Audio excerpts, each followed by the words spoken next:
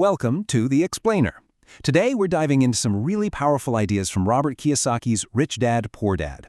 And we're going to look at them through a very specific lens, how they can help with a feeling that so many people in India's middle class know all too well, that feeling of being financially stuck. So let's just jump right in with a tough question, one that really gets to the heart of the matter. Why do so many of us feel financially stuck even when we have what looks like a steady, secure job? And that question leads us straight to something the source material calls the middle-class trap. It's this, well, it's a harsh reality, isn't it? The economy might be growing, but when you mix in things like inflation and not enough new jobs, it puts a serious squeeze on anyone earning a salary. So, what does that squeeze actually feel like day to day? Well, you've got the big picture, GDP is going up, but job creation just isn't keeping up. Then you throw in threats like automation, and on top of that, your salary is constantly being chipped away by inflation and taxes. And let's not forget, the competition for, well, everything is just intense. It creates this cycle where it feels like no matter how hard you work, you're not getting ahead. And yep, that's the classic rat race. Okay, so if that's the trap, how do you get out of it? The book's answer is really interesting. It's not about just trying harder or some simple motivational speech. Nope. It's about a fundamental shift in how you actually think about money. And it frames this whole idea by comparing two very different mindsets represented by two father figures. And this right here, this just captures that conflict perfectly. You've got the poor dad mindset. It's the traditional path most of us are taught, right? Get good grades, land a safe job, and basically trade your time for a paycheck. But then you have the rich dad mindset. And this is a totally different ballgame. It's this radical idea that instead of you working for money, you can learn how to make money work for you. Okay, so that sounds great, right? Make money work for you. But how? How do you actually do that? Well, it all starts with building a really solid financial foundation.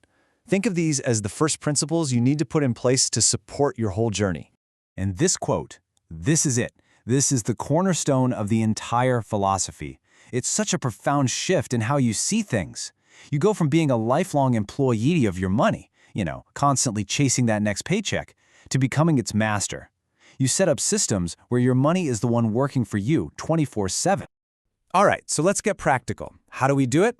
It really boils down to these three foundational steps. First, you've got to find ways to make money that aren't directly tied to the hours you put in. Second, and this is a big one, you have to really get the difference between an asset and a liability. And third, you need to start thinking like you own a business, even if you're currently an employee. Let's break that down. An asset. The definition is so simple, but it's incredibly powerful. An asset is anything that puts money into your pocket. That's it. Think about a rental property bringing in rent each month, or stocks paying you dividends. It's actively adding to your wealth even while you sleep. And on the flip side, you have a liability. And that's anything that takes money out of your pocket. It's a constant drain on your resources, just pulling cash away from you. Sounds simple, right? But believe me, this is where so many people get it wrong. Okay, this table makes it crystal clear. Look at the examples. A rental property that's earning you money, that's an asset. But now look at your own house. This is a big one, especially in India, where there's this huge cultural pressure to own a home, right? It's seen as the ultimate symbol of making it. But the book makes a really tough point. With the mortgage, the taxes, the upkeep, your own home often acts as your biggest liability. It's constantly taking money out of your pocket. And this is the key mistake that keeps people trapped. The middle class spends their lives buying liabilities that they think are assets. But buying assets isn't just about crunching numbers on a spreadsheet. There's a massive internal component to all of this. Honestly, creating wealth is just as much about mastering your own psychology, your own emotions that are driving every single financial decision you make. So these next few ideas are all about those internal barriers, the stuff that holds most of us back. We're talking about the words you say to yourself, your willingness to actually step out of your comfort zone, and, maybe most importantly, your ability to make decisions with logic instead of emotion. Okay, this one is so powerful. Think about the language you use. When you say, I can't afford it, what happens? Your brain just stops. It accepts defeat, and the conversation is over. But if you flip that, if you ask yourself, how can I afford it? Suddenly your brain kicks into gear. It starts looking for solutions, for possibilities. It doesn't mean you should go into debt for it. It means you start problem solving. Your words literally shape your financial reality. And then there are the two big emotional traps, fear and greed. Most bad money decisions, according to the source, come from one of these two, Fear is what keeps you in that safe job you can't stand because you're terrified of losing it. And greed, that's what makes you chase those get-rich-quick schemes without doing your homework. They're just two sides of the same emotional coin, and they both lead to terrible long-term choices. So the key is to just pause. Before you make a big move, ask yourself, am I thinking logically here, or is this fear or greed talking? All right, so for our final section, let's talk about learning and growth, because this is so important. Building wealth isn't something you do once and then you're done. It's a constant journey, and it's built on two things: always expanding your knowledge and always building your relationships. And these are the keys to that long-term success. Your learning journey is never over. You have to be actively seeking out financial education. You have to prioritize real-world skills over just theory. You need to see every job as a chance to learn, not just to earn. And you absolutely have to be intentional about the people you surround yourself with. Now let's be clear. A degree is important. It can definitely get you a good job. But the book makes a critical distinction. Formal education teaches you how to be a really good employee for someone else.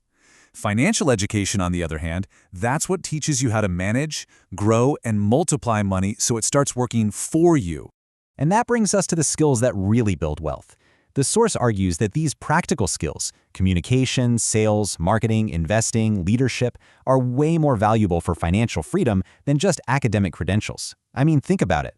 These are the skills that let you create real value in the world, and that's how you build real assets. And this all leads to a really critical point about the people in your life.